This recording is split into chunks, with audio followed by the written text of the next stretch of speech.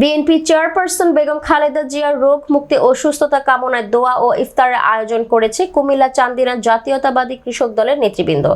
রোববার বিকেলে কুমিল্লার চান্দিনা দোল্লাই নবাবপুর লেবাস মিয়া বাড়ি বাংলাদেশ কৃষক দলের কেন্দ্রীয় কমিটির বিজ্ঞান ও প্রযুক্তি বিষয়ক সম্পাদক ও diploma engineers associations of Bangladesh DIEB এর মহাসচিব প্রকৌশলী কাজী সাখাওয়াত হোসেন এর আমন্ত্রণে উক্ত ইফতার ও দোয়া অনুষ্ঠানের আয়োজন করা হয়। এতে প্রধান অতিথি হিসেবে উপস্থিত ছিলেন জাতীয়তাবাদী কৃষক দলের কেন্দ্রীয় সংসদের সহসভাপতি আলহাজ আ.ন.ম খলিলুর রহমান ভিপি ইব্রাহিম। অনুষ্ঠানে মানবিক সোসাইটি বাংলাদেশ এর প্রতিষ্ঠাতা সভাপতি নুরুল ইসলাম ভূঁইয়ার সভাপতিত্বে বিশেষ অতিথি হিসেবে উপস্থিত ছিলেন জাতীয়তাবাদী কৃষক দলের কেন্দ্রীয় সংসদের দপ্তর সম্পাদক মোহাম্মদ শফিকুল ইসলাম, ক্ষুদ্র ও কুটির শিল্প বিষয়ক সম্পাদক আব্দুল্লাহ আল নাইম, কুমিল্লা বিভাগের সাংগঠনিক সম্পাদক মোহাম্মদ এনায়েতুল্লাহ খোকন, বিজ্ঞান ও প্রযুক্তি বিষয়ক সম্পাদক মোহাম্মদ নাসির উদ্দিন, কুমিল্লা উত্তর জেলা কৃষক দলের আহ্বায়ক মোহাম্মদ মজিবুর রহমান।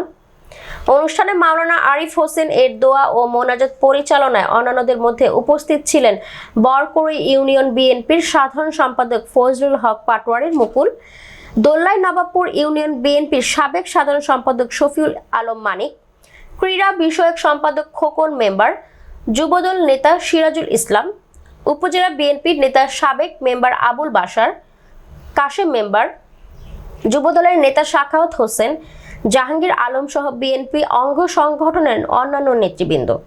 এ সময় বক্তারা বেগম খালেদা জিয়ার রোগ মুক্তি ও তারেক রহমানের বিরুদ্ধে দায়েরকৃত সব মিথ্যা মামলা প্রত্যাহারের দাবি জানান। এছাড়াও সকল নেতৃবৃন্দকে ঐক্যবদ্ধ থেকে রাজপথে আন্দোলন সংগ্রাম চালিয়ে যাওয়ার আহ্বান জানান। এক এক করে হাঁটি হাঁটি পা করে আজকে এখানে বিএনপি প্রতিষ্ঠিত হয়েছে। আজকে এখানে মানুষ যারা একদিন বুক ভরা আশা নিয়ে আওয়ামী লীগের দিকে তাকিয়েছিল, তারা মুখ ফিরিয়ে আজকে একটু আগে আপনাদের সাথে সাক্ষাৎ করেছে বিএনপি থেকে নির্বাচিত চেয়ারম্যান, তার আগেও আমার ভাই বিএনপি থেকে নির্বাচিত চেয়ারম্যান, এবং যে কোনো পরিস্থিতিতে এখানে ভোট আমাদের দিন দিন বৃদ্ধি পাচ্ছে। আপোষের নেত্রীর জন্য যিনি মুক্তিকামী জনতার পক্ষে আজও তারা অন্তরীণ থেকে তিনি আমাদের নেতৃত্ব দিয়ে যাচ্ছেন বেগম খালেদা জিয়া, আজকে তিনি মৃত্যুর সাথে পাঞ্জা লড়ছেন। আজকে আমাদের এই ইফতার মাহফিল থেকে উনার জন্য কায়মন ওয়াক্তে আল্লাহর কাছে প্রার্থনা করি অতি সুস্থ হয়ে তিনি এদেশে যেন মুক্তিকামী জনতার জয়টা দেখে যেতে পারেন। প্রিয় সাথীরা, বন্ধু, আজকে এত নির্যাতনে পারো এই সরকার আইনের মতো বিএনপি নেতা কর্মীদের করতে পারে যেভাবে নির্যাতন চালিয়েছে, হামলা মামলা জেল জুলুম করার পরেও বিএনপি নেতা কর্মীরা কিন্তু বসে নাই। আজকে দেখছি তারা চেতনার কথা বলে, মুক্তিযুদ্ধের চেতনার কথা বলে।